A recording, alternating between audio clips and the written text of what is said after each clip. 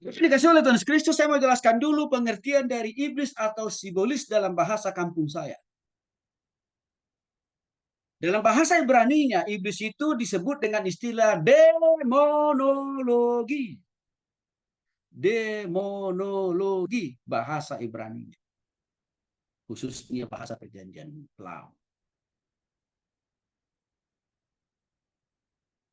Nah, dalam bahasa Yunani, rupanya tidak jauh beda juga.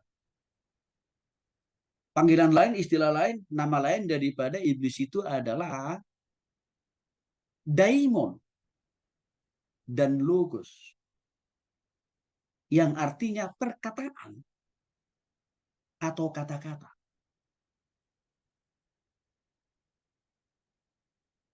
Itulah sebabnya Bapak Ibu, iblis itu kan sebenarnya tidak hanya bekerja melalui tangan dan kaki, tapi juga lewat perkataan. Dan sudah pasti, perkataan atau kata-kata yang keluar dari bibir dan mulut dari sibolis itu adalah kata-kata yang buruk, negatif, dosa. Nah, seringkali kita memahami cara kerjanya iblis itu secara fisik membunuh orang, menghabisi orang. Enggak. Juga lewat perkataan. Konkretnya, dia menawarkan di dalam diri manusia yang belum bertobat. Supaya apa? Menelurkan, memproduk kata-kata yang buruk, kata-kata yang kasar. Itu berarti orang ini sedang dikuasai, diperan, dan dijajah oleh sibolis.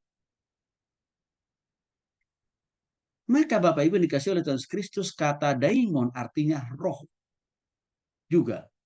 Artinya iblis itu bersifat roh juga. Dan sekaligus jika dia punya kekuatan, dia punya kemampuan, dia punya kehebatan. Bahkan si iblis itu juga dapat melakukan sesuatu hal yang bersifat supranatural. Contohnya melakukan hal-hal yang bersifat spektakuler, berupa mujizat, kesembuhan, dan masih banyak lagi yang lain. Tapi maksud dari semua kehebatan, kekuasaan, atau hal-hal yang bersifat supranatural yang dia lakukan, yang dia kerjakan itu, motifnya, ujungnya mendatangkan kejahatan. Contoh konkret, dukun adalah salah satu perpanjangan tangan sibolis untuk menawarkan kesehatan, jodoh, kekayaan, popularitas, kejayaan. Baik dalam posisi nama baik. Dukun kan menawarkan itu juga. Berhasil, berhasil. Tapi semua keberhasilan itu dilakukan dan dikerjakan oleh iblis di dalam diri orang yang belum bertobat, ujungnya menghancurkan orang itu.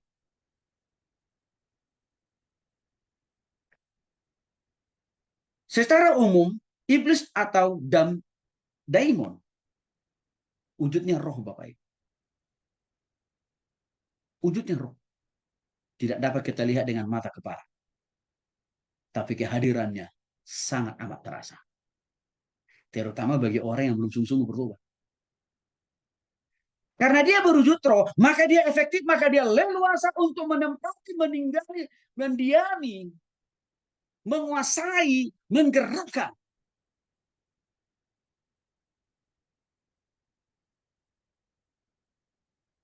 orang-orang belum bertobat.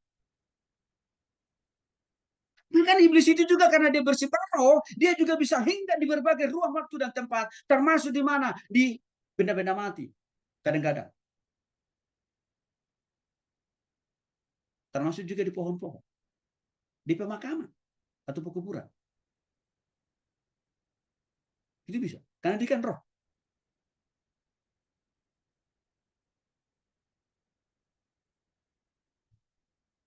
Maka kalau kita bicara tentang demonologi, di sini kita akan lebih banyak mendiskusikan tentang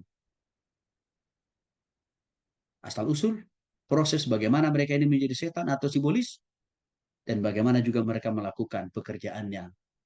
Merusak, merusak, merusak, merusak, dan merusak ciptaan Tuhan dan segala isinya, termasuk manusia yang belum sungguh-sungguh bertobat kepada Tuhan. Karena kita orang Indonesia, maka kita juga perlu memahami iblis atau sibolis dalam perspektif Kamus Besar Bahasa Indonesia. Yang artinya iblis itu adalah makhluk halus. Halus. Ya, tapi bukan lembut. Bapak Ibu ya. Halus maksudnya di sini karena dia roh kan. Gak kelihatan itu maksudnya. Tapi bukan berarti lembut, enggak, dia kasar.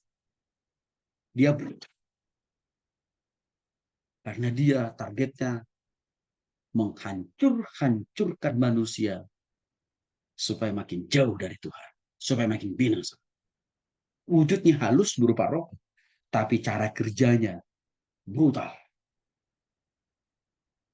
Karena dia menyesatkan manusia supaya makin jauh, jauh kita dari Tuhan. Dari iblis atau setan adalah pribadi yang jahat. Ada lagi enggak pribadi yang lebih jahat dari sibolis atau setan atau iblis? Enggak.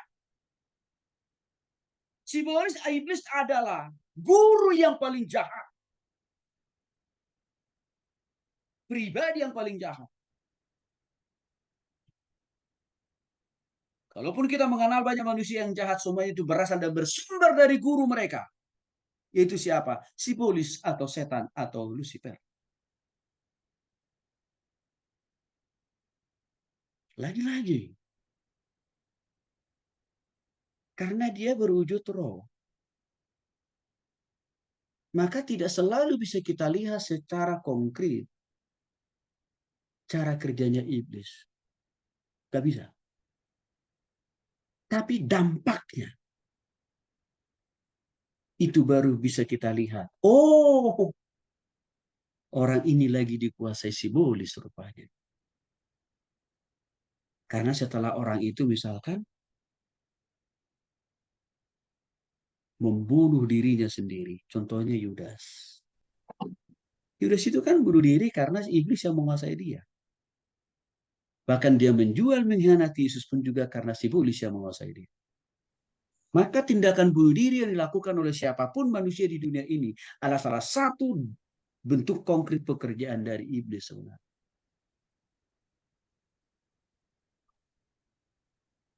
Hobinya, targetnya, misinya, tujuannya, master plan-nya iblis itu tidak lain tidak bukan. Supaya orang semakin bertambah jahat, dengan semua kejahatan itu, maka manusia tidak ada satu orang pun yang dekat kepada Tuhan. Bahkan semakin menjauh. Pertanyaannya, kadang-kadang ada sebagian orang kritik, ada sebagian orang Kristen yang menganggap enggak, ngapain sih kita belajar tentang iblis? Nah, pemahaman ini kadang-kadang muncul lahir juga dari sarjana-sarjana teologi ya, hamba-hamba Tuhan pula. Alasan mereka, loh kok kita mempelajari iblis? Berarti kita sedang mengagungkannya, meninggikannya, menghormatinya, menaatinya. Kalian cara berpikir ini.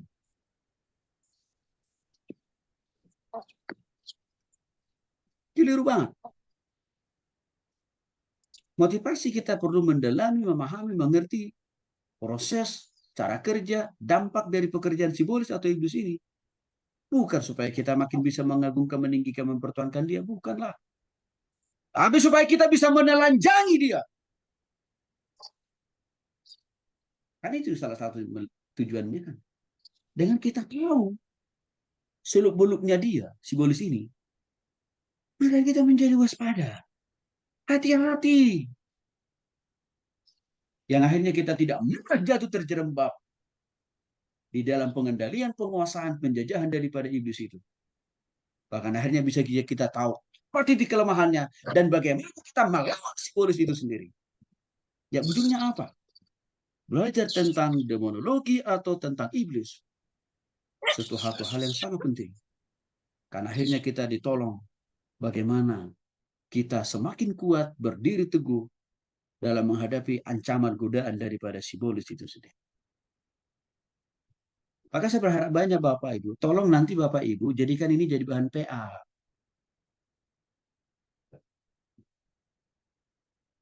di komsel Bapak Ibu. Supaya orang tahu, ih rupanya kalau saya bohong, berarti simbolis yang menguasai aku, kan kira-kira begitu. Kalau saya nipu, berarti si Lucifer juga yang bekerja dalam hidupku. Hanya orang apa? Jadi tidak mudah terbawa arus daripada si bolis itu Bapak Ibu. Kan begitu.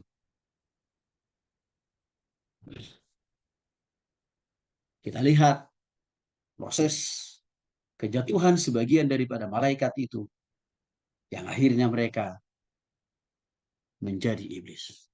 Pertanyaannya,